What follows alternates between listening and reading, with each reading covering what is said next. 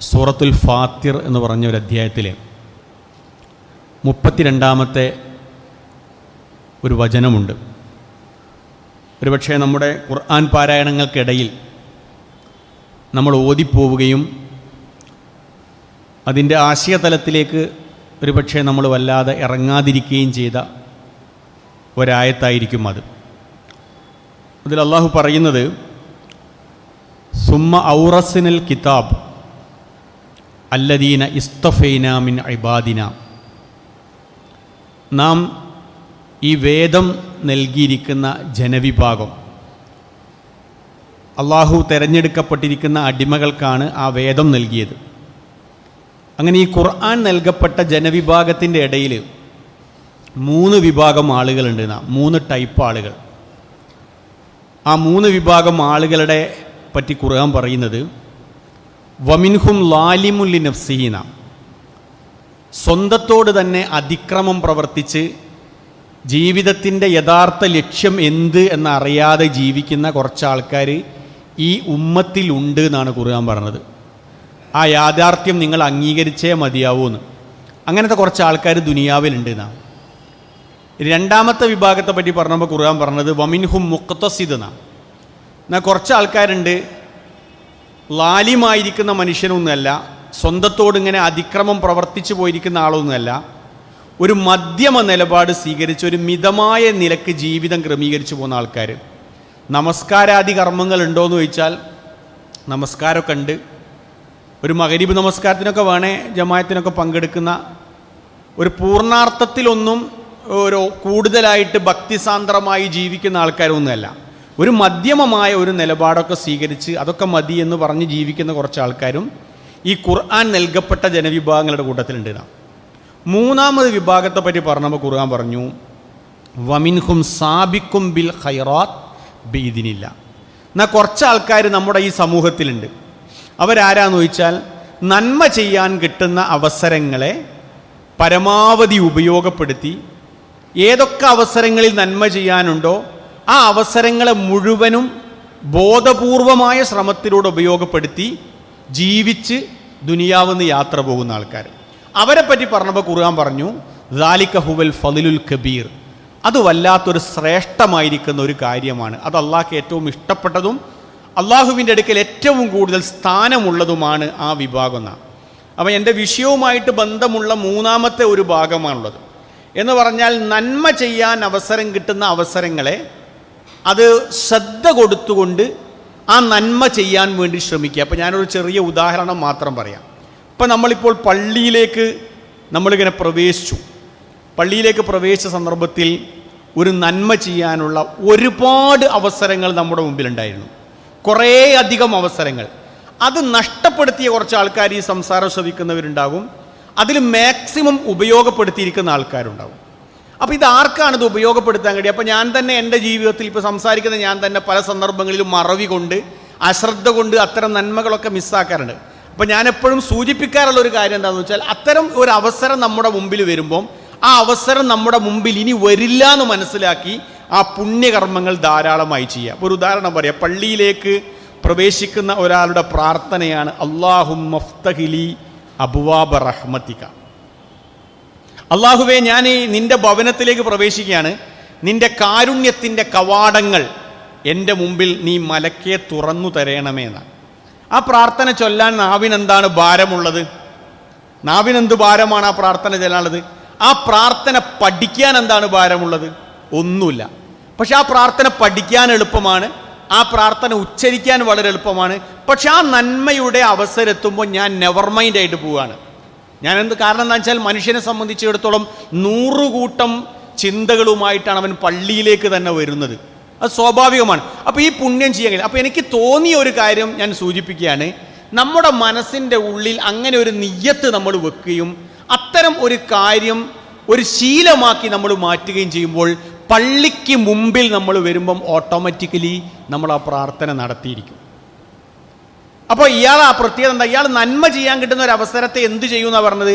നന്മ ചെയ്യാൻ കിട്ടുന്ന അവസരത്തെ ഇദ്ദേഹം മാക്സിമം ഉപയോഗപ്പെടുത്തും. അതാണ് അള്ളാഹുവിന് ഏറ്റവും ഇഷ്ടപ്പെട്ടത്. ഇനി നമ്മൾ ഇവിടുന്ന് തിരിച്ചു പോവുകയാണ് പള്ളിയിലേക്ക്.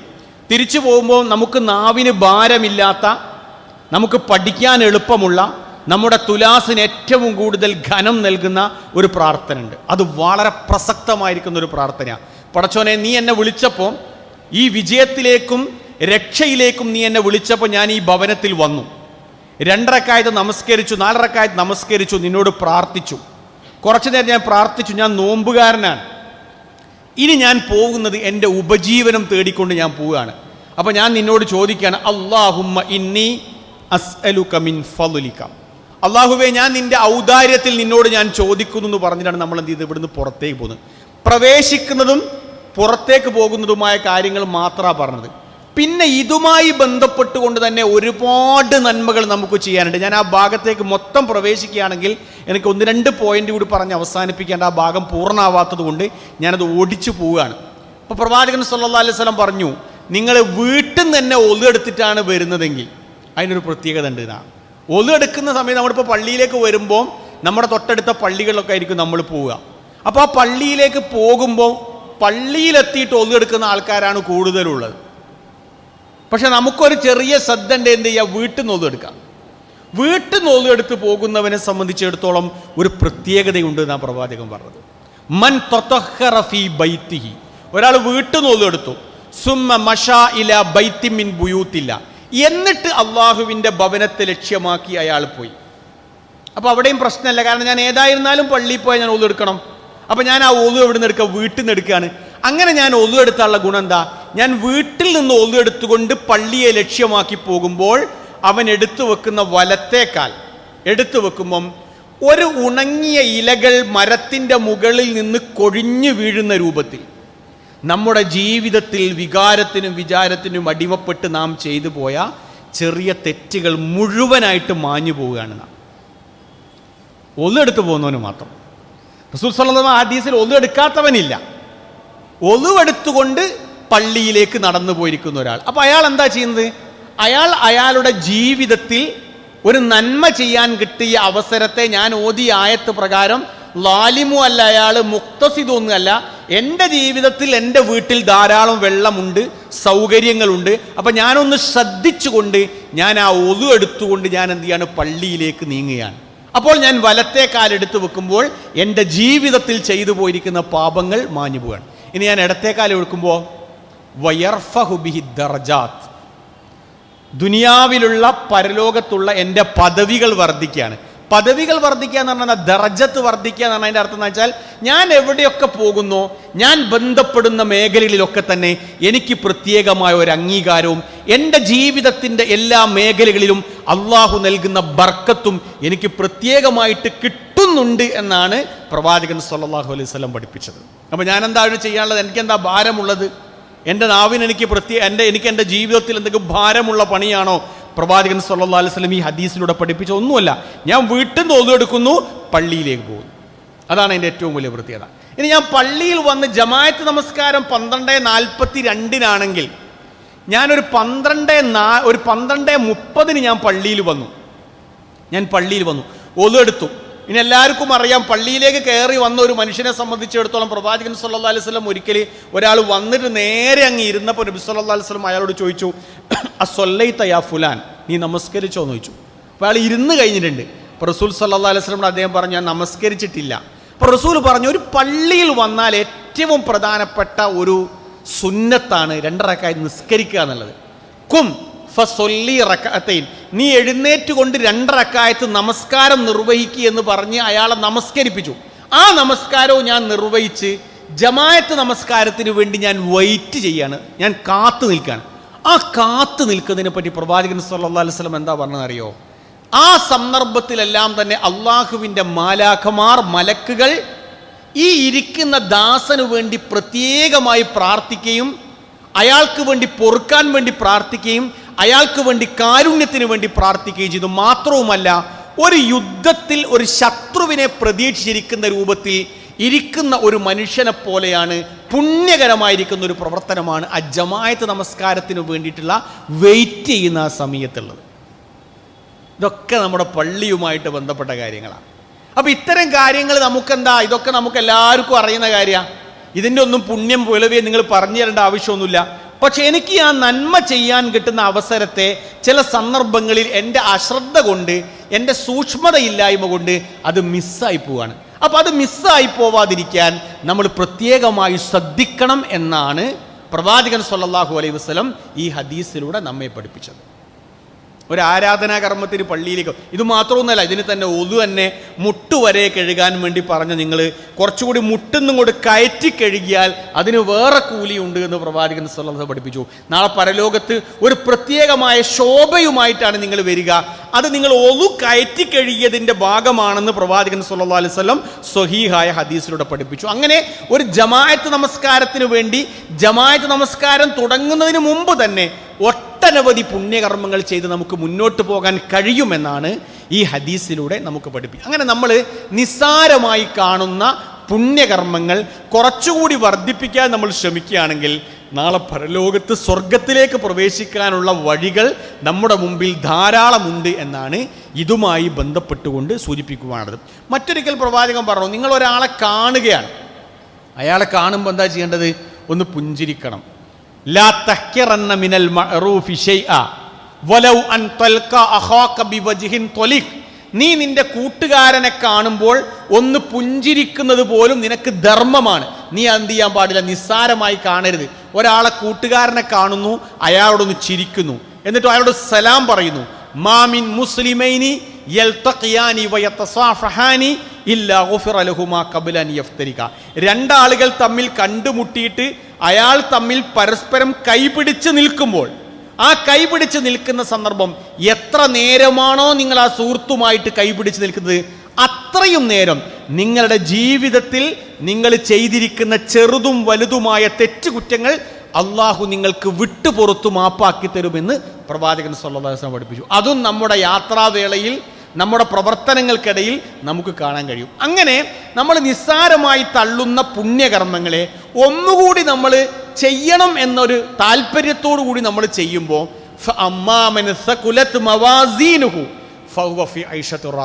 അവൻ അറിയാത്ത രൂപത്തിൽ അവൻ്റെ തുലാസിന് ധാരാളമായി കൊണ്ട് ഘനം തൂങ്ങുമെന്ന് പ്രവാചകൻ സ്വല്ലല്ലാഹു അലൈഹി വസല്ലം പഠിപ്പിച്ചു. അത് വളരെ പ്രധാനപ്പെട്ട ഒരു സംഗതിയാണ്. സുന്നത്ത് നമസ്കാരങ്ങൾ നമ്മൾ സാധാരണയായിട്ട് അതിനൊരു വ്യാഖ്യാനം പഠിച്ചു വെച്ച് പോയിട്ടുണ്ട്. എന്ന് പറഞ്ഞാൽ എടുത്താൽ കൂലിയുള്ളത്, ഉപേക്ഷിച്ചാൽ കുറ്റമില്ലാത്തത് എന്നാണ്. പ്രവാചകൻ സ്വല്ലല്ലാഹു അലൈഹി വസല്ലം സുന്നത്ത് നമസ്കാരങ്ങളുടെ വിഷയത്തിൽ വളരെയേറെ ജാഗ്രത പുലർത്തി. ഒരിക്കൽ പ്രവാചകൻ സ്വല്ലല്ലാഹു അലൈഹി വസല്ലം സുബഹി നമസ്കാരത്തിന് ശേഷം 2 റക്അത്ത് സുന്നത്ത് നിസ്കാരം നിർവഹിച്ചു. സുബഹിക്ക് ശേഷം. അപ്പം അനുചരന്മാർ ചോദിച്ചു, ഈ ഏത് നമസ്കാരമാണ്? അപ്പോൾ സുബഹിക്ക് മുമ്പുള്ള 2 റക്അത്ത് എനിക്ക് മിസ്സായിപ്പോയി. ആ നമസ്കാരം ഒരിക്കലും തന്നെ ഒഴിവാക്കാൻ പറ്റാത്ത നമസ്കാരമാണ് സുബഹിക്ക് മുമ്പുള്ള 2 റക്അത്ത് സുന്നത്ത്. നമ്മുടെ ആയുസ്സിൻ്റെ ഇടയിൽ നമ്മുടെ ആ സുബഹിക്ക് മുമ്പുള്ള ആ 2 റക്അത്ത് സുന്നത്ത് വർഷങ്ങളായിട്ട് മിസ്സാക്കാത്ത ആൾക്കാരുണ്ട്. അതിനെപ്പറ്റി പ്രവാചകൻ സ്വല്ലല്ലാഹു അലൈഹി വസല്ലം എന്താ പറഞ്ഞറിയോ? ഖൈറും മിനദ് ദുനിയാ വമാ ഫീഹാന. ഈ 2 റക്അത്ത് സുന്നത്തിനെ പറ്റി, ദുനിയാവിലെ നിങ്ങൾ ഏറ്റവും കൂടുതൽ വിലപിടിപ്പുള്ള എന്തൊക്കെ വസ്തു ഉണ്ടോ ആ വസ്തു എല്ലാം എടുത്തു മുന്നിൽ വെച്ചാലും സുബഹിക്ക് മുമ്പുള്ള 2 റക്അത്ത് സുന്നത്ത് നമസ്കാരത്തെ മറുഭാഗത്ത് വെച്ചാലും ആ സുബഹിക്ക് മുമ്പുള്ള 2 റക്അത്ത് സുന്നത്തിനോട് എത്തുകയില്ല. അതുകൊണ്ടാണ് പ്രവാചകൻ നിസ്കരിച്ചതിന് ശേഷം ആ നമസ്കാരം വീണ്ടും സുബഹി അപ്പോൾ അത് നമുക്ക് ഇങ്ങനെ നിർവഹിക്കാൻ പറ്റുമോ എന്നുള്ള പണ്ഡിത ലോകത്തൊരു ചർച്ചാ വിഷയമാണ്. നമ്മൾ ഫർള് കഴിഞ്ഞിട്ട് അത് പ്രവാചകൻ സ്വല്ലല്ലാഹു അലൈഹി വസല്ലമക്ക് ഒരു പ്രത്യേകമായ ഒരു കൽപ്പനക്കടിസ്ഥാനത്തിൽ ചെയ്തതാണെന്നാണ് പറയപ്പെടുന്നത്. അല്ലാഹു ആലം.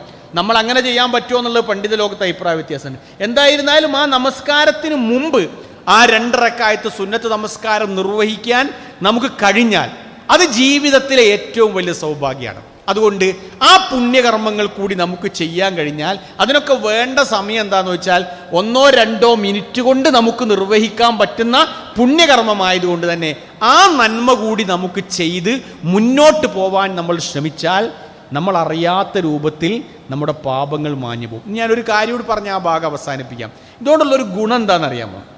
ഇതുകൊണ്ടൊരു വലിയ ഗുണമുണ്ട്. ഇപ്പം ഞാനിങ്ങനെ ഈ അല്ലാഹു മുഫ്തഹിലി അബ്വാബ റഹ്മത്തിക എന്നുള്ള പ്രാർത്ഥന നടത്തണം എന്ന് പറഞ്ഞില്ലേ, ഈ പ്രാർത്ഥന നടത്തുമ്പം ഒരു പുണ്യം രേഖപ്പെടുത്തുക മാത്രമല്ല ചെയ്യുന്നത്, നമ്മൾ ഇന്ന് ചെയ്ത ഒരു ചെറിയ തിന്മ മാഞ്ഞു പോവുക കൂടി ചെയ്യുന്നുണ്ട്.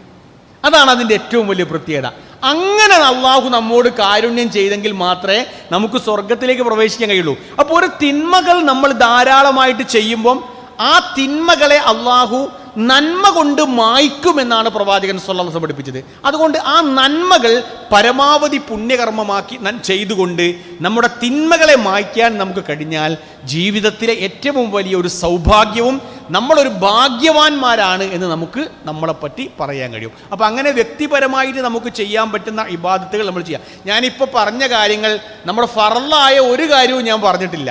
എന്ന് പറഞ്ഞാൽ ളുഹ്റുസ്കാരം, അസർ, ഖുർആൻ പാരായണം, പഠനം, സക്കാത്ത്, സദക്ക ഒന്നും ഞാൻ പറഞ്ഞിട്ടില്ല.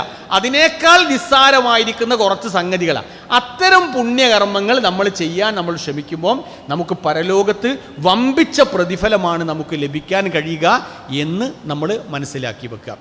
ഇനി ഞാൻ ഒന്ന് രണ്ട് കാര്യങ്ങൾ ഗൗരവമുള്ള ഒരു വിഷയം കൂടി ശ്രദ്ധയിൽപ്പെടുത്താം.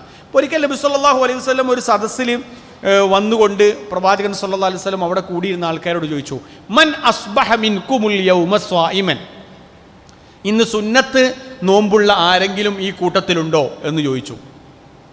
എല്ലാ ആൾക്കാരും ഇങ്ങനെ ഇരിക്കുന്ന ഒരു സദസ്സിലാണ്. അപ്പോൾ അബൂബക്കർ സിദ്ദീഖ് റളിയല്ലാഹു അൻഹു പറഞ്ഞു, എനിക്ക് ഇന്ന് സുന്നത്ത് നോമ്പുണ്ട്. അപ്പോൾ തിങ്കൾ വ്യാഴവും കൃത്യമായിട്ട് നോമ്പ് നോൽക്കുന്ന ആൾക്കാരുണ്ടാവും ഈ കൂട്ടത്തിൽ. അങ്ങനെ നോമ്പ് നോൽക്കുക എന്നുള്ളത് പുണ്യകരമായിരിക്കുന്ന ഒരു അബൂബക്കർ സിദ്ദീഖ് റളിയല്ലാഹു അൻഹു പറഞ്ഞു, എനിക്ക് ആ നോമ്പുണ്ട്. അടുത്തത് അബൂബക്കർ സിദ്ദീഖ് റളിയല്ലാഹു അൻഹുവിന്റെ ചോദ്യം, അല്ല നബീന്റെ ചോദ്യം, മൻ അത്അമ മിൻകുമുൽ യൗമ മിസ്കീനൻ, ഇന്ന് പാവപ്പെട്ട ഒരു മനുഷ്യന് ഭക്ഷണം കൊടുത്ത ആരെങ്കിലും ഈ കൂട്ടത്തിലുണ്ടോ? അവർക്ക് തന്നെ ഭക്ഷണം കഴിക്കാനില്ല. അവരുടെ മാക്സിമം ഭക്ഷണം എന്ന് പറഞ്ഞാൽ കാരക്കയാണ്. അത് കഴിച്ചിട്ടാണ് അവർ മുന്നോട്ട് പോകുന്നത്. ആ ചോദ്യങ്ങൾക്കിടയിൽ അബൂബക്കർ സിദ്ദീഖ് റളിയല്ലാഹു അൻഹു ആ കൂടിയിരിക്കുന്ന ആൾക്കാരുടെ കൂടെ പറഞ്ഞു, എനിക്ക് ഇന്ന് സുന്നത്ത് നോമ്പുണ്ട്, ഞാൻ ഇന്നൊരു പാവപ്പെട്ട ആൾക്ക് ഭക്ഷണം നൽകിയിട്ടുണ്ട്. എന്താ അതിന് കാരണം എന്നറിയോ? അത് നന്മ ചെയ്യാൻ കിട്ടുന്ന ഒരു വേദി കിട്ടിയപാട് ചെയ്യാം. അടുത്ത ചോദ്യം, മൻ ആദ മിൻകുമുൽ യൗമ മരീളൻ, ഇന്നൊരു രോഗിന്റെ സന്ദർശിച്ച ആരെങ്കിലും കൂട്ടത്തിലുണ്ടോ എന്ന് ചോദിച്ചു. അബൂബക്കർ സിദ്ദീഖ് റളിയല്ലാഹു അൻഹു പറഞ്ഞു, ഞാൻ ഇന്നൊരു രോഗിയെ സന്ദർശിച്ചിട്ടുണ്ട്. നാലാമത്തെ ചോദ്യം, മൻ തബിഅ മിൻകുമുൽ യൗമ ജനാസ, ഇന്നൊരു മയ്യത്തിന്റെ കൂടെ പോയിരിക്കുന്ന ആരെങ്കിലും ഈ കൂട്ടത്തിലുണ്ടോ? അബൂബക്കർ സിദ്ദീഖ് റളിയല്ലാഹു അൻഹു പറഞ്ഞു, ഞാൻ ഇന്ന് മയ്യത്തിന്റെ കൂടെ പോയിട്ടുണ്ട്. ഈ 4 ചോദ്യത്തിനും അബൂബക്കർ സിദ്ദീഖ് റളിയല്ലാഹു അൻഹുവിന്റെ മറുപടി, ഞാൻ ഇന്ന് ഈ 4 പുണ്യകർമ്മങ്ങൾ. അപ്പോൾ പ്രവാചകൻ സല്ലല്ലാഹു അലൈഹി വസല്ലം അത് കേട്ട് ഉടനെ തന്നെ അവിടെ കൂടിയിരിക്കുന്ന ആൾക്കാരോട് പറഞ്ഞു, ഇത്തരം ഒരു ക്വാളിറ്റി, ഇങ്ങനെ നന്മ ചെയ്യാൻ താല്പര്യമുള്ള ഒരാൾ ഈ ദുനിയാവിൽ ജീവിക്കുമ്പം അയാളെ അള്ളാഹു സ്വർഗത്തിൽ പ്രവേശിപ്പിക്കുന്ന, അയാൾ അള്ളാഹു സ്വർഗത്തിൽ പ്രവേശിക്കും. അതിനെന്താ കാരണം? ഇന്ന് നമുക്കൊരു രോഗിൻ്റെ അടുത്ത് പോവാൻ, അന്നൊരു രോഗിൻ്റെ അടുത്ത് അവർ പോകണമെങ്കിൽ കിലോമീറ്ററുകൾ താണ്ടിയിട്ട് വേണം രോഗിൻ്റെ അടുത്ത് പോവുക. ഇന്ന് നമുക്കൊരു രോഗിൻ്റെ അടുത്ത് പോകാൻ എന്തോ പണിയുണ്ടോ? ഒരു രോഗി ഉണ്ട് എന്ന് അറിഞ്ഞു കഴിഞ്ഞാൽ നമ്മുടെ ബൈക്കൊന്ന് സ്റ്റാർട്ടാക്കിയിട്ട് ഒരു 25 രൂപൻ്റെ പെട്രോളുണ്ട് ഒരു പക്ഷം നമ്മുടെ തൊട്ടടുത്തുള്ള ഒരു രോഗിനെ നമുക്ക് കാണാൻ കഴിയും. അതിനൊരു ഓഫർ കൂടി റസൂൽ പറഞ്ഞു. എന്താ ഓഫർ എന്നറിയോ? രാവിലെ നിങ്ങളൊരു രോഗിൻ്റെ അടുത്ത് പോയി, രാവിലെ നിങ്ങളൊരു രോഗിൻ്റെ അടുത്ത് പോയിട്ട് അല്ലാഹുമ്മ റബ്ബന്നാസ് അദ്ഹിബിൽ ബഅസ ഇഷ്ഫി അൻത ഷാഫി ലാ ശിഫാഅ ഇല്ലാ ശിഫാഉക ഷിഫാഅൻ ലാ യുഗാദിറു സഖമൻ എന്ന് പറഞ്ഞ് പ്രാർത്ഥിച്ച് നിങ്ങൾ ആ രോഗിക്ക് സമാധാനത്തിൻ്റെ ആശ്വാസത്തിൻ്റെ വർത്തമാനം പറഞ്ഞ് തിരിച്ചു പോരുകയാണെങ്കിൽ വൈകുന്നേരം വരെ 70,000 മലക്കുകൾ ഈ രോഗിനെ കാണാൻ പോയവന് വേണ്ടി പ്രാർത്ഥിക്കുന്ന, വൈകുന്നേരം വരെ. ഹദീസ് സ്വഹിയായ ഹദീസാണ്. അവിടെ എന്താ? ഒന്നുമില്ല, ഞാനൊരു രോഗിൻ്റെ അടുത്ത് ചെന്നു, ആ രോഗിക്ക് വേണ്ടി പ്രാർത്ഥിച്ചു, ഞാൻ തിരിച്ചു പോന്നു. അവിടെ വേറൊരു വിഷയവും നടക്കുന്നുണ്ട്. ഞാനൊരു രോഗിയെ സന്ദർശിക്കുക മാത്രമല്ല അവിടെ ചെയ്യുന്നത്, ഞാൻ ചില മാനുഷിക ബന്ധങ്ങൾക്ക് പ്രാധാന്യം നൽകുകയും മനുഷ്യ ബന്ധങ്ങൾക്ക് പ്രാധാന്യം നൽകുന്ന ഒരു മനുഷ്യനായിട്ട് ഞാൻ മാറുക എന്ന് പറഞ്ഞാൽ, ഞാൻ എന്നിലേക്ക് ഉൾവലിയാതെ സമൂഹത്തിൽ നീറുന്ന പ്രയാസം അനുഭവിക്കുന്ന മനുഷ്യന് എൻ്റെ സ്വാന്തനത്തിൻ്റെ, സമാധാനത്തിൻ്റെ, ആശ്വാസത്തിൻ്റെ തെളിനീര് തെളിക്കാൻ വേണ്ടിയിട്ടാണ് ഞാൻ അവിടെ പോകുന്നത്. അതുവഴി നിനക്ക് 70,000 മലക്കുകൾ നിനക്ക് വേണ്ടി പ്രാർത്ഥിക്കും. നീ വൈകുന്നേരമാണ് പോയതെങ്കിലോ, വൈകുന്നേരം നോമ്പൊക്കെ തുറന്നിട്ട് ഒരു രോഗിനെ കാണാൻ പോയതെങ്കിൽ നേരം വെളുക്കുന്നത് വരെ 70,000 മലക്കുകൾ ഈ മനുഷ്യന് വേണ്ടി പ്രാർത്ഥിക്കുന്ന. 70 അല്ല, 700 അല്ല, 70,000 മലക്ക്. ഇതെന്താ? ഇതൊരു നന്മ ചെയ്യാൻ കിട്ടുന്ന ഒരവസരത്തെ ഉപയോഗപ്പെടുത്തിയിരിക്കുന്ന ഒരു മനുഷ്യന് സൃഷ്ടാവായ നാഥൻ നൽകിയിരിക്കുന്ന ഏറ്റവും വലിയ ഒരു സമ്മാനമായിട്ട് നമുക്ക് ഇതിനെ കാണാൻ കഴിയും. അതാണ് ഏറ്റവും പ്രധാനപ്പെട്ട ഒരു സംഗതി.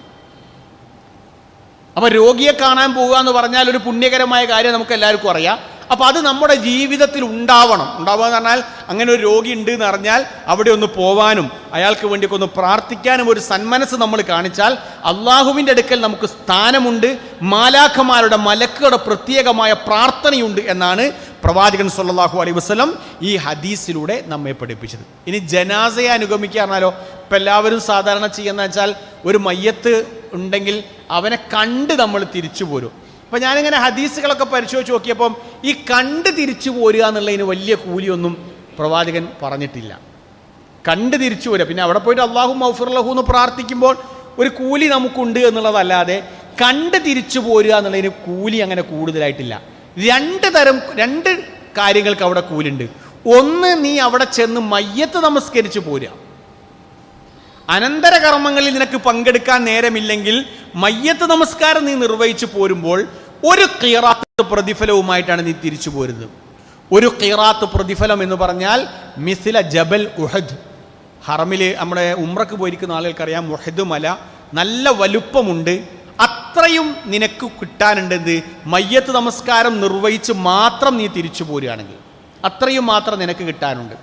രണ്ടാമത്തെ എന്താ വെച്ചാൽ, നീ മയ്യത്ത് നമസ്കാരവും നിർവഹിച്ചു, ഒരു 3 പിടി മണ്ണ് വാരിയിട്ട് തസ്ബീഹത്ത് ചൊല്ലി എല്ലാ കർമ്മങ്ങളും ചെയ്ത് നീ തിരിച്ചു പോരുകയാണെങ്കിൽ നിനക്ക് 2 ഖിറാത്ത് പ്രതിഫലമുണ്ട്. എന്ന് പറഞ്ഞാൽ ഒരു മയ്യത്ത് നിസ്കാരവും അനന്തര കർമ്മവും നിർവഹിച്ചു പോരുന്ന ഒരു മനുഷ്യൻ, അയാൾ കുറച്ചു കാലമായിട്ട് ചെയ്തിരിക്കുന്ന ഒരുപാട് തെറ്റുകൾ അയാളുടെ ജീവിതത്തിൽ നിന്ന് മാഞ്ഞു പോയിട്ടുണ്ടാകുന്ന കാര്യത്തിൽ ഒരു സംശയവുമില്ല. കാരണം എന്താണ്, ഈ മനുഷ്യൻ അദ്ദേഹത്തിൻ്റെ ജീവിതത്തിൽ ഇത്തരം പുണ്യകർമ്മങ്ങൾ ചെയ്യാൻ കിട്ടുന്ന അവസരത്തെ മാക്സിമം ഉപയോഗപ്പെടുത്തും. പക്ഷെ നമ്മൾ ചില സന്ദർഭങ്ങൾ എന്താ വെച്ചാൽ ഇതിൻ്റെ ഒരു ഗൗരവം നമുക്ക് അറിയാത്തത് കൊണ്ട് തന്നെ മയ്യത്ത് നിസ്കരിച്ച് പോരുമോ, ജസ്റ്റ് ഞാൻ ആ വീട്ടിൽ ചെന്നിട്ടില്ല എന്നുള്ളത് ഒരിക്കലും ഓൻ വിചാരിക്കണ്ട. അപ്പോൾ ഓനോടൊന്ന് സലാം പറഞ്ഞിട്ട് ഞാനിവിടെ വന്നിട്ടുണ്ട്, എൻ്റെ സാന്നിധ്യം ഉണ്ടായിരുന്നു എന്നൊന്ന് അറിയിക്കാൻ വേണ്ടി മാത്രം ഒന്ന് അവിടെ പോയിട്ട് തിരിച്ചു പോരും. അയാൾക്ക് പ്രത്യേകിച്ച് എന്തെങ്കിലും കൂലിയുണ്ടോ എന്ന് എനിക്ക് കൃത്യമായിട്ട് അറിയില്ല. അപ്പം നമുക്ക് ഞാൻ ഓതിയ ആയതുകൾ ശ്രദ്ധിക്കണം. എന്താ വെച്ചാൽ സാബിക്കുംബിൽ ഖൈറാത്തായി മനുഷ്യൻ, ഇയാൾ നന്മ ചെയ്യാൻ കിട്ടുന്ന അവസരങ്ങളെ ഒന്നും മിസ്സാക്കൂല. കാരണം ആരാധനാ കർമ്മങ്ങളിൽ ഇയാൾ ചിട്ട കാണിക്കും, സുന്നത്തായ കർമ്മങ്ങളിൽ ഇയാൾ ശ്രദ്ധിക്കും. അങ്ങനെ ഒരുപാട് കാര്യങ്ങൾ ഇയാൾ ശ്രദ്ധിച്ചുകൊണ്ടാണ് ഇയാൾ മുന്നോട്ട് പോവുക. അങ്ങനെ ആ രൂപത്തിൽ നമുക്ക് എന്ത് ചെയ്യാൻ കഴിയണം, മുന്നോട്ട് പോവാൻ കഴിയണം. മാത്രമല്ല, ഈ കാരുണ്യ പ്രവർത്തനം എന്ന് പറഞ്ഞാൽ സമൂഹത്തിൽ നമ്മുടെ സഹായം ആവശ്യമുള്ള ഒരുപാട് രംഗങ്ങളുണ്ടാവും. ഇപ്പോൾ പ്രവാചകൻ സല്ലല്ലാഹു അലൈഹി വസല്ലം വളർത്തിയെടുത്ത സ്വഹാബിമാരെങ്ങനെയാണ്? അബൂബക്കർ സിദ്ദീഖ് റളിയല്ലാഹു അൻഹു നിസ്കാരം കഴിഞ്ഞ് കഴിഞ്ഞാൽ വേഗം പോകുന്നത് കണ്ടപ്പോൾ അനുചരന്മാർക്ക് തോന്നി ഇതെന്താ പ്രാർത്ഥനയും ദിക്റുകളും ഒന്നും ചെയ്യാണ്ട് ഇങ്ങനെ വേഗം പോകുന്നത്. അങ്ങനെ ഉമർ റളിയല്ലാഹു അൻഹു അദ്ദേഹത്തെ ഒന്ന് ഫോളോ ചെയ്യാൻ വേണ്ടി ശ്രമിച്ചതാണ്. അങ്ങനെ പോയി നോക്കുമ്പോണ്ട് ഒരു സ്ഥലത്ത് ചെന്നിട്ട് ഒരു പ്രായമുള്ള ആൾക്ക് വേണ്ടിയിട്ട് കുറേ കാര്യങ്ങളൊക്കെ ചെയ്തിട്ട് തിരിച്ചു പോരുന്ന പരിപാടിയാണ്. അങ്ങനെ അബൂബക്കർ സിദ്ദീഖ് റളിയല്ലാഹു അൻഹു ആ വീട്ടിൽ നിന്ന് ഇങ്ങനെ ഇറങ്ങിയപ്പോൾ ഉമർ റളിയല്ലാഹു അൻഹു പിന്നോട്ട് പോയി. അവിടെ ചെന്ന് ചോദിച്ചു, ഇവിടെ ആരാ വരാറുള്ളത്? ഇവിടെ ഒരാൾ വരാറുണ്ട്, എല്ലാ കാര്യങ്ങളും ചെയ്തിട്ട് വെച്ച് പോകും, പക്ഷെ ഇതുവരെ പേരോ നാടോ കുടിയോ ഒന്നും പറഞ്ഞിട്ടില്ല, എല്ലാ കാര്യവും ചെയ്തു പോകും.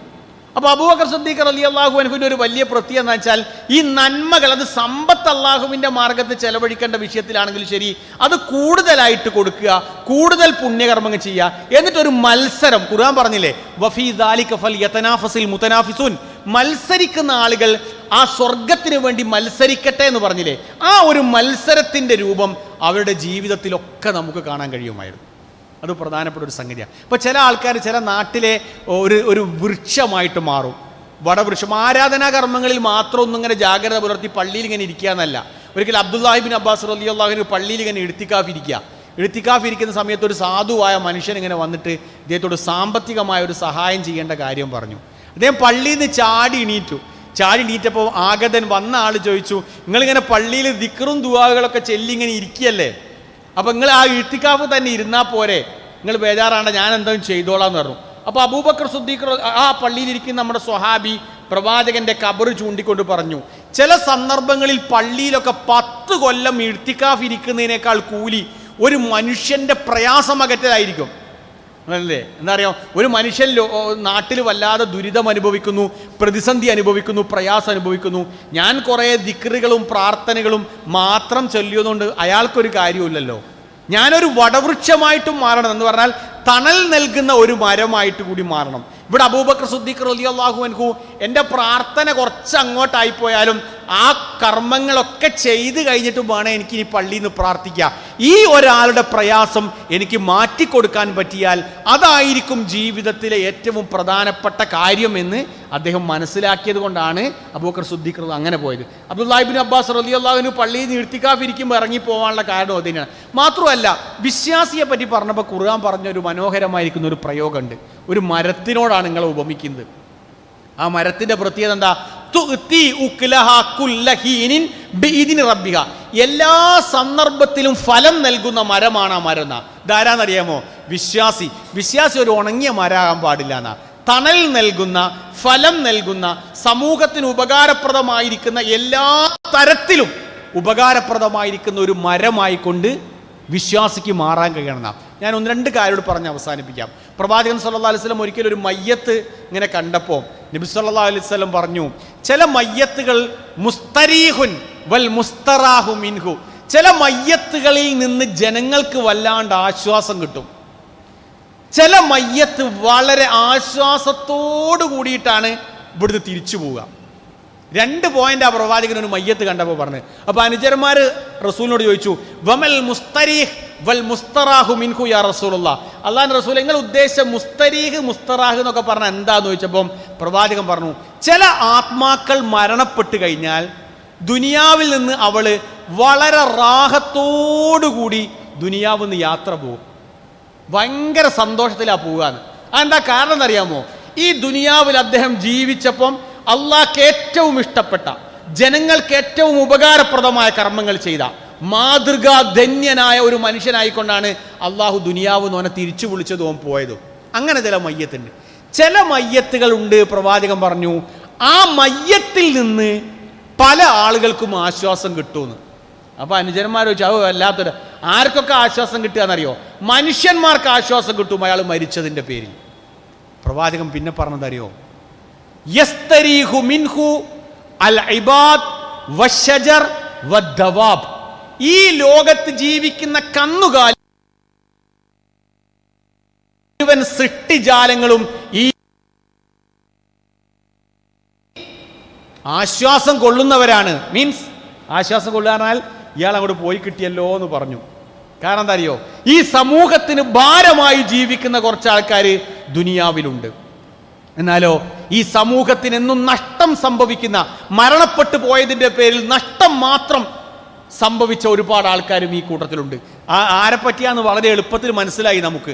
എന്ന് പറഞ്ഞാൽ ഭൂമിയിൽ ജീവിക്കുമ്പം അടയാളപ്പെടുത്തി പോകാൻ നമുക്ക് കഴിഞ്ഞാൽ തീർച്ചയായും അള്ളാഹു നമ്മളിൽ നിന്ന് തൃപ്തിപ്പെടും. ഈ ദുനിയാവിൽ മരിച്ചു പോകുമ്പം ഏറ്റവും റാഹത്തായിട്ട് നമുക്ക് തിരിച്ചു പോകാൻ കഴിയും. അതുകൊണ്ട് എനിക്ക് പറയാനുള്ളതെന്ന് വെച്ചാൽ, നമ്മൾ ഇത്തരം പുണ്യകർമ്മങ്ങൾ ചെയ്യാനുള്ള അവസരങ്ങളെ മാക്സിമം ഉപയോഗപ്പെടുത്തുക. ഏതൊക്കെ അവസരമുണ്ടോ ആ അവസരങ്ങളെല്ലാം തന്നെ പരമാവധി ഉപയോഗപ്പെടുത്തി അള്ളാഹുവിലേക്ക് കൂടുതൽ അടുക്കാൻ നമുക്ക് പറ്റുകയാണെങ്കിൽ നമ്മുടെ ജീവിതത്തിൽ നമുക്ക് സൗഭാഗ്യമുണ്ടാകും എന്നാണ് എനിക്ക് സൂചിപ്പിക്കാനുള്ളത്. ഇനി ഒരു കാര്യം കൂടാണ് ചേർത്ത് വെക്കാനുള്ളത്. നമ്മുടെ പുണ്യകർമ്മങ്ങൾ ചെയ്യാൻ പറ്റുന്ന ഒരുപാട് അവസരം ഞാൻ പറഞ്ഞല്ലോ. അതിൽ പ്രധാനപ്പെട്ട അവസരങ്ങളാണ് നമ്മുടെ ഈ നമസ്കാരത്തിൻ്റെ സുജൂദായ സ്ഥലം. അത് ചില ആളുകൾ അത് വേണ്ടത്ര ഉപയോഗപ്പെടുത്താത്തൊരു ഏരിയ. സുജൂദ് എന്ന് പറഞ്ഞാൽ പ്രവാചകൻ സല്ലല്ലാഹു അലൈഹി വസല്ലം പറഞ്ഞു, ഒരടിമ അള്ളാഹുവുമായിട്ട് ഏറ്റവും അടുത്ത് നിൽക്കുന്ന ഒരു സമയമാണ് സുജൂദ്.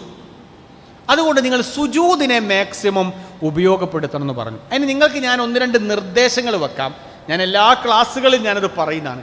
നിങ്ങൾ ഈ സുജൂദുകളിൽ കൂടുതലായിട്ട് പുണ്യകർമ്മങ്ങൾ ചെയ്ത് പ്രാർത്ഥന അധികരിപ്പിക്കാൻ വേണ്ടി ശ്രമിക്കാം. അത് വളരെ പ്രധാനപ്പെട്ട ഒരു സംഗതിയാണ്. പ്രവാചകൻ സല്ലല്ലാഹു അലൈഹി വസല്ലം പറഞ്ഞു, നിങ്ങൾ സുജൂദിൽ പ്രാർത്ഥന അധികരിപ്പിക്കുക. അപ്പോൾ നമ്മളൊക്കെ സുന്നത്ത് നിസ്കരിക്കുന്ന ആൾക്കാരാണ്. രാത്രി തഹജ്ജുദ് നിസ്കരിക്കുന്ന, ഒറ്റയ്ക്ക് നിസ്കരിക്കുന്ന ആൾക്കാരുണ്ടാവും. ഇമാമിൻ്റെ കൂടെയൊക്കെ ഈ അവസാനത്തെ 10 ആത്മാർത്ഥമായിട്ട് 1 മണിക്കൂർ 1.5 മണിക്കൂറൊക്കെ നിസ്കരിക്കുന്ന ആൾക്കാരുണ്ടാവും. അവിടെയൊക്കെ ദീർഘനേരം സുജൂദുകൾ ഉണ്ടാവും. ആ സുജൂദുകളെ ചില സന്ദർഭങ്ങളിൽ ഉപയോഗപ്പെടുത്താൻ കഴിയാതെ പോകുന്ന ആൾക്കാരങ്ങളും ഞാനൊക്കെ. അതിന് കാരണം എന്താ അറിയോ? നമ്മൾ ചില പ്രാർത്ഥനകൾ കാണാതെ പഠിക്കണം. ചില പ്രാർത്ഥനകൾ നമ്മൾ കാണാൻ പഠിക്കണം. ആ പ്രാർത്ഥനകൾ ഈ സുന്നത്ത് നിസ്കാരങ്ങളുടെ സുജൂദിലൊക്കെ നമ്മൾ ആത്മാർത്ഥമായിട്ട് നമ്മൾ പ്രാർത്ഥിക്കുക. അത് നമ്മുടെ ജീവിതത്തിൽ നമുക്ക് വലിയ സംതൃപ്തിയാണ്. ഒരു ദിവസം ഒരു പ്രാർത്ഥന എന്നൊന്നും ഞാൻ പറയുന്നില്ല. നമുക്ക് ചില പ്രാർത്ഥനകളൊക്കെ അത്യാവശ്യമായി ചൊല്ലേണ്ടതുണ്ട്. ആ പ്രാർത്ഥനകൾ അറിയാത്തതിൻ്റെ പേരിൽ സുബ്ഹാനക്കല്ലാഹുമ്മ റബ്ബന വബിഹംദിക അല്ലാഹുമ്മ ഗ്ഫിർലി എന്ന് മാത്രം സുജൂദിൽ പറയുന്ന കുറച്ച് ആൾക്കാരുണ്ട്. അത് അവർ മാത്രമേ അത് പറയുള്ളൂ. അത് അങ്ങനെ പോരാ. കുറച്ചുകൂടി പ്രാർത്ഥനകൾ നമ്മൾ പഠിക്കണം. അത് ഏറ്റവും പുണ്യകരമായിരിക്കുന്ന ഒരു കാര്യമാണ്. ഇപ്പം നമ്മൾ നടത്തേണ്ട ഏറ്റവും പ്രധാനപ്പെട്ട ഒരു ചെറിയ പ്രാർത്ഥന ഞാൻ പറഞ്ഞുതരാം. നിങ്ങൾ പഠിക്കാനിപ്പോൾ അങ്ങനെ നേരം ഉണ്ടായിക്കോളുമെന്ന് എനിക്കറിയില്ല. അല്ലാഹുമ്മ ഉഗ്ഫിർലി ദംബി കുല്ലഹു ദിക്കഹു വജില്ലഹു വഅവ്വലഹു വആഖിറഹു വഅലാനിയതഹു വസിറഹു. അതൊരു മനുഷ്യൻ അള്ളാഹുമായിട്ട് ഏറ്റവും അടുത്ത് നിൽക്കുന്നതിൻ്റെ തെളിവാണ്. ആ പ്രാർത്ഥന സ്ഥിരമായി ചെല്ലുന്ന ഒരാൾ. എന്താ അതിൻ്റെ അർത്ഥം? അല്ലാഹുമ്മ ഉഗ്ഫിർലി ദംബി, പടച്ചോനെ പാപങ്ങളൊക്കെ ഇങ്ങ് പുറത്തു തരണേ. കുല്ലഹു, എല്ലാ പാപങ്ങളും. ദിക്കഹു വജില്ലഹു, അതിലെ മൈന്യൂട്ടായ ചെറിയതുണ്ട് വലുതൊക്കെ ഞാൻ ചെയ്തു, എനിക്ക് പുറത്തു തരണേ.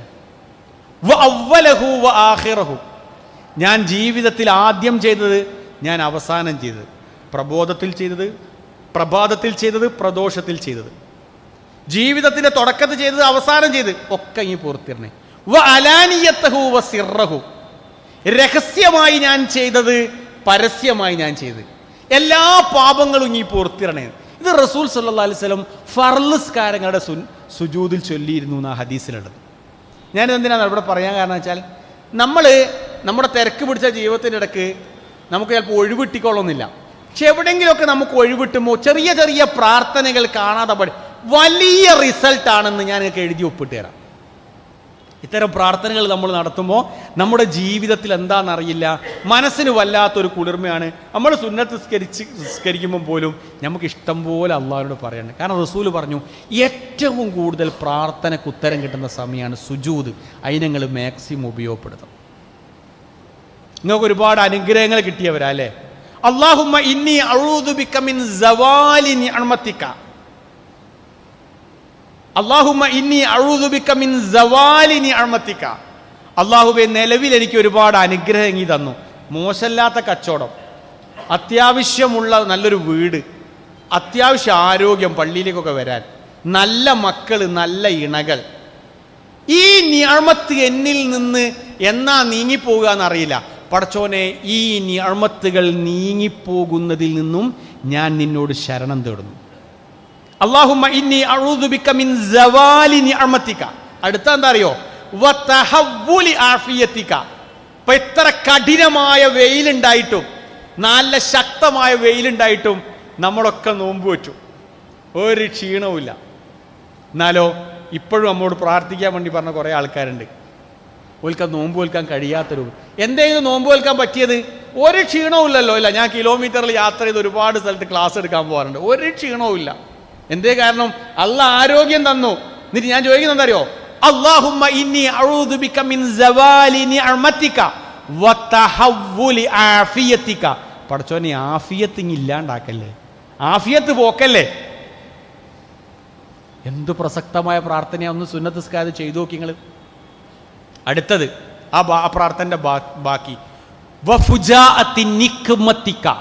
പടച്ചോനെ, ശിക്ഷ എല്ലാ ഭാഗത്തും കൂടി തന്ന് പെട്ടെന്ന് ശിക്ഷകളൊന്നും തരല്ലേ, പിടിക്കല്ലേ, എന്നെ അമർത്തിക്കളയല്ലേ, എല്ലാ അർത്ഥത്തിലുമുള്ള ശിക്ഷ തന്ന് പിടിക്കല്ലേ. കോവിഡ്, പ്രളയം, ഒട്ടനവധി പ്രതിസന്ധികൾ, CA എല്ലാം കൂടി വന്നിട്ട് മാനസികമായിട്ടും ശാരീരികമായിട്ടൊക്കെ ശിക്ഷ തന്ന് പിടിക്കല്ലേ. ഇപ്പം എന്ത് സമാധാനത്തിൽ ജീവിച്ച നാടായിരുന്നു, ഈ നാട്ടിൽ സമാധാനം പോയല്ലോ. ഇങ്ങനെ പെട്ടെന്ന് ശിക്ഷ തരരുതേ. അവസാനം തന്ന ചോദ്യം അറിയോ? വജമീ ഇസഖ്തിക, നിന്റെ എല്ലാവിധ കോപത്തിൽ നിന്നും ഞാൻ നിന്നോട് ശരണം തേടും. ഒന്ന് പ്രാർത്ഥിച്ചു നോക്കേണ്ടി. സുന്നത്ത് നിസ്കാരങ്ങളുടെ സുജൂദിൽ സുബ്ഹാനക്കല്ലാഹുമ്മ റബ്ബന വബിഹംദിക അല്ലാഹുമ്മ ഗ്ഫിർലി എന്ന് പറഞ്ഞ് തറാവീഹ് നിസ്കാരത്തിൽ നിൽക്കും ഇമാമിൻ്റെ കൂടെ പ്രാർത്ഥിച്ചു നോക്കി. ഞാൻ ഉറപ്പ് പറയാം നിങ്ങൾക്ക്, നമുക്ക് അള്ളാഹു ഒരുപാട് നിഅമത്തുകൾ തരും, ഒരുപാട് നിയമം. അപ്പോൾ ഈ പ്രാർത്ഥനകൾ പഠിക്കണമെങ്കിൽ നമ്മൾ നന്മ ചെയ്യാൻ വേണ്ടി കുറച്ച് മാറിക്കണം, ഒരു 10 മിനിറ്റ് അങ്ങോട്ട് മാറിക്കണം. ഞാൻ ഇഷ്ടംപോലെ കാര്യങ്ങൾ ചെയ്യുന്ന കൂട്ടത്തിൽ ഇൻഷാ അള്ളാഹ് ഞാൻ അള്ളാഹിൻ്റെ ദീൻ പഠിക്കാൻ, മതം പഠിക്കാൻ ഒരു 5 മിനിറ്റ് മാറ്റി വെക്കും. ജീവിതത്തിലെ ഒരു വഴിത്തിരിവായിട്ട് മാറും. അല്ലാഹുമ്മ ഇന്നി അസ്അലുക ഇൽമൻ നാഫിഅൻ വറിസ്ഖൻ ത്വയ്യിബൻ വഅമലൻ മുതഖബ്ബലൻ. അല്ലാഹുവേ, ഉപകാരപ്രദമായ അറിവ്, എന്തെങ്കിലുമൊക്കെ ദീൻ പഠിച്ചിട്ട് ജീവിതത്തിൽ പകർത്തുന്ന അറിവ് എനിക്ക് നീ നൽകണമേ. വറിസ്ഖൻ ത്വയ്യിബൻ, പടച്ചോനെ, ഞാൻ എൻ്റെ കച്ചവടത്തിൽ, എൻ്റെ ക്രയവിക്രയത്തിൽ, ഞാൻ സമ്പാദിക്കുന്നതിൽ ഹറാമില്ലാണ്ടിക്കണേ. നല്ല ഭക്ഷണം മാത്രം കഴിക്കാനുള്ള ഒരവസരം എനിക്ക് തരണേ.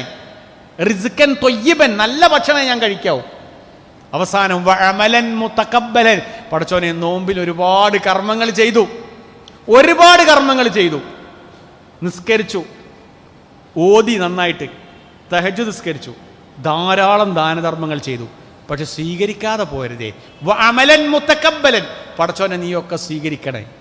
അല്ലാഹുമ്മ ഇന്നി അസ്അലുക ഇൽമൻ നാഫിഅൻ വറിസ്ഖൻ ത്വയ്യിബൻ വഅമലൻ മുതഖബ്ബലൻ.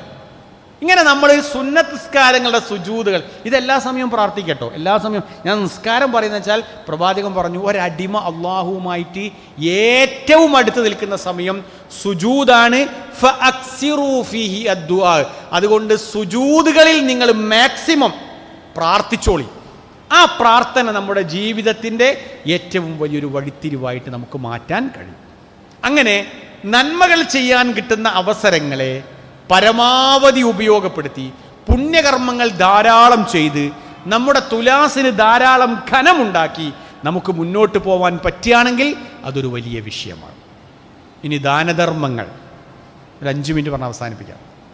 പ്രഭാതമാകുമ്പോൾ മലക്കുകൾ വരും, 2 മലക്ക് പ്രഭാതമാകുമ്പോൾ. നിങ്ങൾ ആലോചിച്ച് നോക്കി, ചില ആൾക്കാർ പ്രവാചകൻ സല്ലല്ലാഹു അലൈഹി വസല്ലം ഈ റമളാനാകുമ്പം അടിച്ചു വീശുന്ന കാറ്റ് പോലെ എന്നൊക്കെ പറഞ്ഞില്ലേ. ഞാനിങ്ങനെ ആലോചിച്ച് നോക്കും, സമ്പത്ത് അള്ളാന്റെ മാർഗത്തിൽ ചെലവഴിച്ച് പുണ്യം നേടുന്ന ആൾക്കാരില്ലേ, അവരെ പറ്റി അള്ളാന്റെ മലക്കുകൾ വന്ന് പ്രഭാതത്തിൽ പ്രാർത്ഥിക്കുന്ന പ്രാർത്ഥന എന്താ അറിയോ? നല്ലൊരു പ്രാർത്ഥന. അല്ലാഹുമ്മ അഅ്തി മുൻഫികൻ ഖൽഫൻ, അല്ലാഹുമ്മ അഅ്തി മുംസികൻ തലഫൻ. ചെലവഴിക്കുന്ന എല്ലാ ആളുകൾക്കും വേണ്ടിയിട്ട് അള്ളാഹ് പ്രാർത്ഥിക്കുന്ന പ്രാർത്ഥന, അല്ലാഹുവേ, എന്തെങ്കിലുമൊക്കെ ചെലവഴിക്കുന്ന ആളുകൾക്ക് നീ വീണ്ടും വീണ്ടും നൽകണമേ. അല്ലാഹുമ്മ അഅ്തി മുംസികൻ തലഫൻ, അല്ലാഹുവേ, പൈസ ഒന്നും കൊടുക്കാതെ അള്ളാഹുവിൻ്റെ ദീനിന്റെ മാർഗത്തിൽ ചെലവഴിക്കാതിരിക്കുന്ന മനുഷ്യന്മാർക്ക് നീ നാശം നൽകണമേ എന്ന് മലക്കുകൾ പ്രാർത്ഥിക്കുന്ന. അപ്പൊ സാധാരണ എല്ലാവരും പറയാ, നമ്മൾ ധർമ്മം ചെയ്തു കഴിഞ്ഞാൽ, ദാനധർമ്മമൊക്കെ ചെയ്തു കഴിഞ്ഞാൽ തീർന്നു പോകുമെന്ന് പേടിയാ. പക്ഷെ 1-2 ആൾക്കാർ എന്നോട് പറഞ്ഞതെന്ന് വെച്ചാൽ, അള്ളാഹിന്റെ മാർഗത്തിൽ ഇങ്ങനെ ചെലവഴിക്കുമ്പോൾ വീണ്ടും വീണ്ടും ഒരു ബർക്കത്ത് കിട്ടുന്നതായിട്ട് തോന്നുക. റസൂല് പറഞ്ഞു, സ്വതക്ക കൊടുത്തുകൊണ്ട് നിങ്ങളെ സമ്പത്തിൽ ഒരിക്കലും എന്ത് ചെയ്യൂല, കുറവ് വരൂല.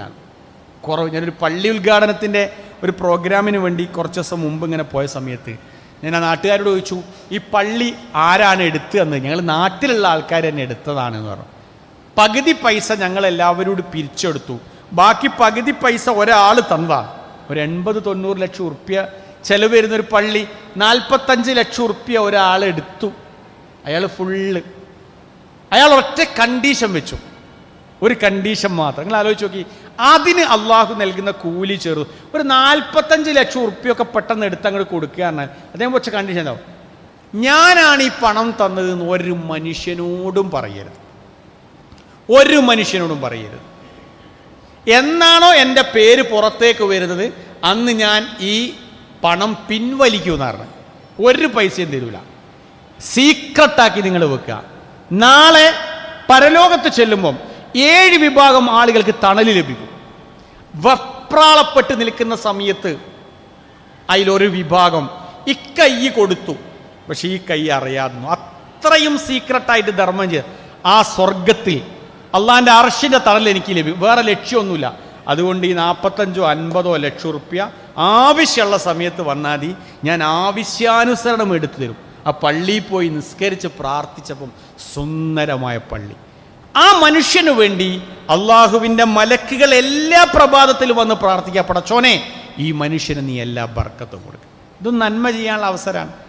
അങ്ങനെ എന്തെല്ലാം നന്മകളാണോ നമുക്ക് ചെയ്യാനുള്ളത്, ആ നന്മകളെല്ലാം തന്നെ ചെയ്ത് അള്ളാഹിൻ്റെ ദീനിൻ്റെ മാർഗത്തിൽ പ്രവർത്തിച്ചു പോവുക. യൂത്തിനോട്, യുവാക്കളോട് ഒരു വാക്ക്. പ്രിയപ്പെട്ടവരെ, നമ്മുടെ ഈ ആരോഗ്യ കാലഘട്ടത്തിൽ നമുക്ക് സമൂഹത്തിന് തന്നെ ഒരുപാട് കാര്യങ്ങൾ ചെയ്തു കൊടുക്കാനുണ്ട്. വിധവകൾക്ക് വീട് നിർമ്മാണം, അതോടൊപ്പം തന്നെ നമ്മുടെ പെയിൻ ആൻഡ് പാലിയേറ്റീവിൻ്റെ പ്രവർത്തനങ്ങൾ, സംഘടനയുടെ മാതൃകാപരമായിരിക്കുന്ന പ്രവർത്തനങ്ങൾ, കോഴിക്കോട് മെഡിക്കൽ കോളേജിലെ കെയർ ഹോം പോലെയുള്ള മഹത്തായ സ്ഥാപനങ്ങളുടെ വളണ്ടിയേഴ്സായിട്ട് പ്രവർത്തിക്കാനുള്ള അവസരങ്ങൾ, ഇതൊക്കെ കിട്ടിക്കഴിഞ്ഞാൽ രക്ഷപ്പെട്ടു. അറബി കോളേജിലൊന്നും പോകണ്ട. ഇങ്ങനെ ഒരുപാട് പുണ്യകർമ്മങ്ങൾ ചെയ്യാനുള്ള വേദി നമ്മുടെ മുമ്പിലേക്ക് ഇങ്ങനെ പാഞ്ഞു വരുമ്പോൾ അതെൻ്റെ ആരോഗ്യം റബ്ബ് എനിക്ക് തന്നാണെന്ന് മനസ്സിലാക്കി ആത്മാർത്ഥമായിട്ട് നമ്മൾ പണിയെടുത്ത് പോയാൽ അള്ളാഹുവിൻ്റെ തൗഫീഖ് ഉണ്ടാവും. അതുകൊണ്ട് നമ്മളെല്ലാവരും കിട്ടാവുന്ന അവസരങ്ങളെ മുഴുവൻ നന്മകൾ ചെയ്ത് മുന്നോട്ട് നീക്കാൻ വേണ്ടി ശ്രമിക്കുക. ഒരാരാധനാകർമ്മമായിരുന്നാലും മറ്റു ജീവകാരുണ്യ പ്രവർത്തനമായിരുന്നാലും നിഷ്കപട മനസ്സോടുകൂടി കർമ്മങ്ങൾ ചെയ്ത് നെറ്റിത്തടത്തിൽ വേർപ്പോടുകൂടി ദുനിയാവെന്ന് യാത്ര പോവാൻ ശ്രമിക്കുക. സർവശക്തനായ നാഥൻ നമ്മളെല്ലാവരെയും അനുഗ്രഹിക്കുമാറാവട്ടെ. നമ്മളിൽ നിന്ന് വന്നുപോയിട്ടുള്ള ചെറുതും വലുതുമായ മുഴുവൻ തെറ്റുകുറ്റങ്ങളും അള്ളാഹു നമുക്ക് വിട്ടുപുറത്ത് മാപ്പാക്കി തരുമാറാവട്ടെ. രോഗം കൊണ്ട് പ്രയാസപ്പെടുന്ന കുറേ ആളുകൾ പ്രാർത്ഥിക്കാൻ വേണ്ടി വസിയ്യത്ത് നൽകിയിട്ടുണ്ട്. അള്ളാഹു ഇവരുടെ രോഗം നീ എത്രയും പെട്ടെന്ന് ഷിഫയാക്കി അനുഗ്രഹിക്കണേ നാഥ. അത്തരം മാരകമായ രോഗങ്ങളിൽ നിന്നും അപകടങ്ങളിൽ നിന്നും ദുരന്തങ്ങളിൽ നിന്നും അള്ളാഹുവേ ഞങ്ങളെ നീ കാത്ത് രക്ഷപ്പെടുത്തണേ നാഥ. അള്ളാഹുവേ നിൻ്റെ തിരുസന്നിധിയിലേക്ക് യാത്ര വരുമ്പോൾ ലാ ഇലാഹ ഇല്ലല്ലാഹ് എന്ന കലിമത്ത് തൗഹീദ് ഉച്ചരിച്ച് വളരെ സംതൃപ്തിയോടുകൂടി നിന്നെ കണ്ടുമുട്ടാനുള്ള മഹാഭാഗ്യം ഞങ്ങൾക്കെല്ലാവർക്കും നീ നൽകി അനുഗ്രഹിക്കണമേ നാഥ. അള്ളാഹുവേ ഞങ്ങളുടെ മക്കളിൽ നീ കൺകുളിർമ പ്രദാനം ചെയ്ത് അനുഗ്രഹിക്കണമേ നാഥ. അള്ളാഹുവേ ഞങ്ങളുടെ മയ്യത്ത് നമസ്കാരത്തിലൊക്കെ നേതൃത്വം നൽകുന്ന നല്ല മക്കളാക്കി ഞങ്ങളുടെ മക്കളെ നീ മാറ്റി അനുഗ്രഹിക്കണമേ നാഥ. അള്ളാഹുവേ ഞങ്ങളുടെ മക്കൾക്ക് നീ ധാർമ്മിക ബോധം നൽകി അനുഗ്രഹിക്കണമേ നാഥ. പരസ്പരം സ്നേഹിച്ചും സഹകരിച്ചും ഒത്തൊരുമയോടുകൂടി ജീവിക്കാനുള്ള നല്ല മനസ്സ് ഞങ്ങൾക്കെല്ലാവർക്കും നീ നൽകി അനുഗ്രഹിക്കണമേ നാഥ. റബ്ബന തഖബ്ബൽ മിന്ന ഇന്നക അൻതസ് സമീഉൽ അലീം വതുബ് അലൈന ഇന്നക അൻത തവ്വാബുർ റഹീം. റബ്ബന ആതിന ഫിദ് ദുനിയ ഹസന വഫിൽ ആഖിറതി ഹസനത വഖിന അദാബന്നാർ. ആമീൻ ബിറഹ്മതിക യാ അർഹമർ റഹീമീൻ. വആഖിറു ദഅവാന അൽഹംദുലില്ലാഹി റബ്ബിൽ ആലമീൻ. അസ്സലാമു അലൈക്കും വറഹ്മത്തുള്ളാഹി. നേരത്തെ